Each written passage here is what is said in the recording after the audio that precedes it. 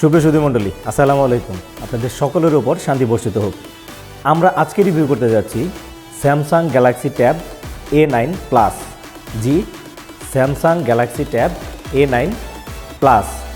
যারা 30,000 টাকার কম বাজেটের ভেতরে একটি ভালো মানের ট্যাব খুঁজছেন, তাদের জন্য আজকের এই ভিডিওটি খুবই গুরুত্বপূর্ণ হতে যাচ্ছে। আমাদের সাথেই থাকুন।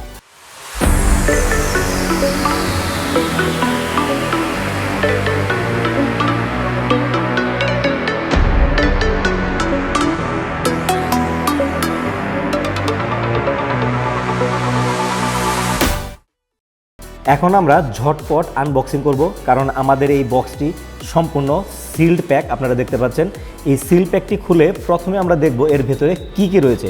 চলুন ঝটপট আনবক্স করা যাক। এভাবে আপনার আনপ্যাক করবেন, তারপর আপনি পেয়ে যাবেন এরকম একটি পাতলা কাপড়ে মোড়ানো একটি ট্যাব।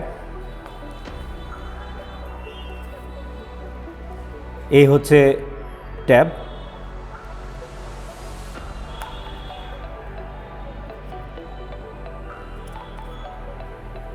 এখন দেখি ট্যাব ছাড়া আর কি কি রয়েছে এর ভেতরে।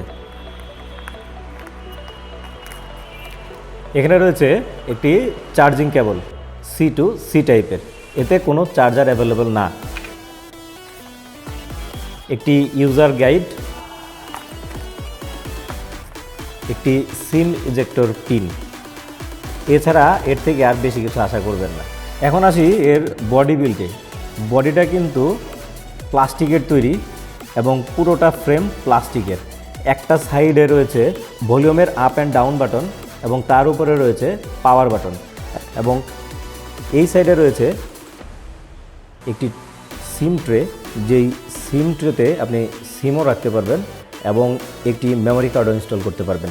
এবং এতে রয়েছে 4টি স্পিকার, যে 4টি স্পিকার দিয়ে অনেক লাউড সাউন্ড বের হয়। এবং এতে রয়েছে ফ্রন্ট ফেসিং ক্যামেরাটা হচ্ছে 5 মেগাপিক্সেলের এবং ব্যাক ক্যামেরাটা সেটা হচ্ছে 8 মেগাপিক্সেলের। এবং একটা মানুষ কেন ট্যাব খোঁজে? আসলে ট্যাবটা মানুষ এই জন্য খোঁজে যে মোবাইল ফোনে যে কাজগুলো করা যায় সেই কাজগুলো একটি বড় পর্দায় করার জন্য। এই ট্যাবটি কিন্তু সেদিক থেকে একদম যোগ্য একটি ট্যাব, কারণ এর ডিসপ্লের সাইজ হচ্ছে 11 ইঞ্চি। 11 ইঞ্চির একটা অসাধারণ অনেক বড় ডিসপ্লে। আর এখানে রয়েছে একটি চার্জিং পোর্ট, যেটি টাইপ সিকে সমর্থন করে। এখন আসি এই ট্যাবের পারফরমেন্স নিয়ে। এতে ব্যবহার করা হয়েছে স্ন্যাপড্রাগনের 695 প্রসেসর এবং এতে ব্যবহার করা হয়েছে 8 জিবির একটি র্যাম এবং 128 জিবির একটি রম।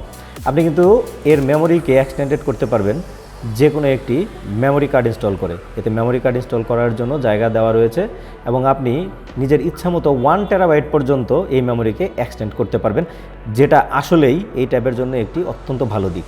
এই ট্যাবের সবথেকে আকর্ষণীয় যে সাইটটি রয়েছে সেটি হচ্ছে এর ডিসপ্লে। আসলে 11 ইঞ্চির একটি ডিসপ্লে, সাথে রয়েছে 400 নিটসের পিক ব্রাইটনেস। ডিসপ্লেটি আসলে চমৎকার, কিন্তু এই ডিসপ্লেটি কিন্তু সুপার অ্যামোলেড অথবা অ্যামোলেড ডিসপ্লে নয়। এটি হচ্ছে TFT LCD প্যানেলের একটি ডিসপ্লে। তাই সুপার অ্যামোলেড থেকে আপনি যে কোয়ালিটির কালার এবং কন্ট্রাস্ট আশা করবেন এই ট্যাব থেকে, সেটি কিন্তু আশা করবেন না। তবে হ্যাঁ, এর কালার, ব্রাইটনেস এবং কন্ট্রাস্ট আসলেই কিন্তু ভালো মানের।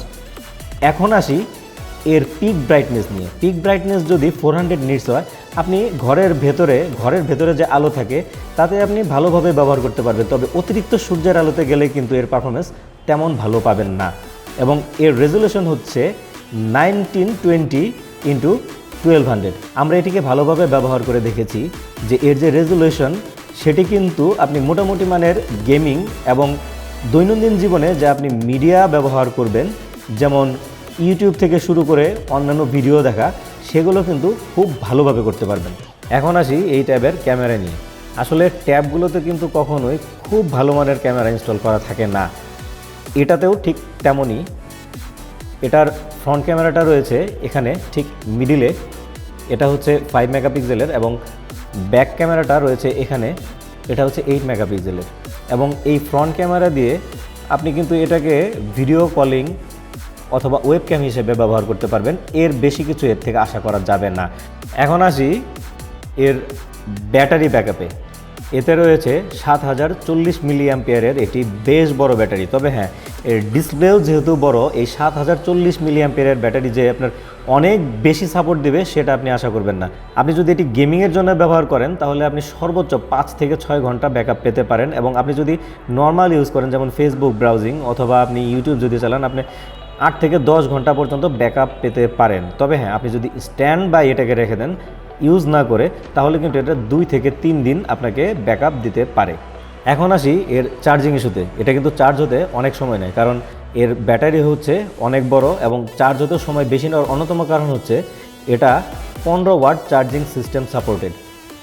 আপনি 35 ওয়াট চার্জার দিয়ে চার্জ করলে এটা তার থেকে কিছুটা কম সময়ের ভেতরে চার্জ হয়। এখন আসি এর সাউন্ড সিস্টেমে। আপনারা শুনলে অবাক হবেন যে এটা ডলবি অ্যাটমস সাপোর্টেড। এত কম দামি একটা ট্যাব ডলবি অ্যাটমস সাপোর্টেড, এবং এতে রয়েছে 4টি স্পিকার, যেটাকে কোয়াড স্পিকার বলা হয়, এবং সাউন্ড কিন্তু অসম্ভব রকম সুন্দর এবং অনেক লাউড। এখন আসি এই ট্যাবের নেটওয়ার্কে। এটা কিন্তু 5G সাপোর্টেড এবং ওয়াইফাই 6 সাপোর্টেড। এটা দিয়ে আপনি নেটওয়ার্কের কাজগুলো ওয়াইফাই দিয়েও করতে পারবেন এবং সিমের যে নেটওয়ার্ক সেটি দিয়েও করতে পারবেন। এখন আসি এই ট্যাবের কিছু ড্রব্যাক নিয়ে। যেমন এই ট্যাবে ব্যাটারি ব্যবহার করা হয়েছে অনেক বড়, কিন্তু চার্জিং সিস্টেমটা করা হয়েছে ছোট 15 ওয়াটের জন্য, এবং এতে কোনো ফিঙ্গারপ্রিন্ট সেন্সর নেই, এবং বডিটা তৈরি হয়েছে প্লাস্টিকের, এতে কোনো মেটাল বডি নেই। এতে ব্যবহার করা হয়েছে TFT LCD ডিসপ্লে, এতে কিন্তু কোনো অ্যামোলেড ডিসপ্লে নেই। সেই কারণে আপনি কালার, কন্ট্রাস্ট এবং ব্ল্যাক লেভেল কিছুটা কম পাবেন বলে মনে হয়। এবং এতে ব্যবহার করা হয়েছে 400 নিটসের একটি ডিসপ্লে। এটি কিন্তু আউটডোরে তেমন ভালো নাও দেখা যেতে পারে। এখন আসি এই ট্যাবটা আপনি কেন কিনবেন। 30,000 টাকার নিচের কম বাজেটে এই ট্যাবটি আপনাকে দেবে 11 ইঞ্চির একটা ডিসপ্লে, যেটাতে কালার কিন্তু খুবই ভালো আসে, এবং এতে আমরা গেমিং করে দেখেছি পাবজির মতো বড় গেমও খুব স্মুথলি খেলা যায়। এবং এতে আপনি ভিডিও কোয়ালিটি যা পাবেন এবং আপনি যে স্পিডটা পাবেন সেটা কিন্তু আসলে 8 GB অনুযায়ী খুব ভালো মানের পারফরমেন্স এটি দিচ্ছে।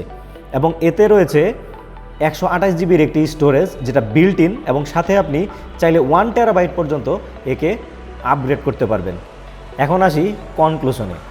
আসলে বাংলাদেশের পরিপ্রেক্ষিতে 30,000 টাকার নিচের কম বাজেটে এই ট্যাবটি কিন্তু আপনার জন্য একটি ভালো ট্যাব হতে যাচ্ছে। আপনি যদি এই ট্যাবে মোটামুটি মানের গেম খেলতে চান এবং এটা দিয়ে যদি আপনি ফেসবুক অথবা ইউটিউবের মতো কোনো ভিডিও স্ট্রিমিং ব্যবহার করতে চান, তাহলে এই ট্যাবটি আপনার জন্য। এই ট্যাব দিয়ে আপনি অতি সহজে যদি কোনো বই পড়তে চান অথবা পড়াশোনার অন্য কোনো কাজ করতে চান, এটি খুব সহজে করতে পারবেন। এই ট্যাব দিয়ে কিন্তু আপনারা যদি কেউ কন্টেন্ট ক্রিয়েটর হয়ে থাকেন, তাহলে কিন্তু ক্যাপকাট ইউজ করে আপনি অতি সহজে ভিডিও এডিটিং পর্যন্ত করতে পারবেন। আমরা আমাদের আজকের এপিসোড এখানেই শেষ করছি। আমাদের ভিডিওটি যদি আপনাদের ভালো লেগে থাকে তাহলে একটি লাইক দিবেন এবং আমাদের চ্যানেলটি সাবস্ক্রাইব করবেন। আমাদের পাশেই থাকুন নতুন নতুন ভিডিওর জন্য। সবাই ভালো থাকুন, সুস্থ থাকুন, খোদা হাফেজ।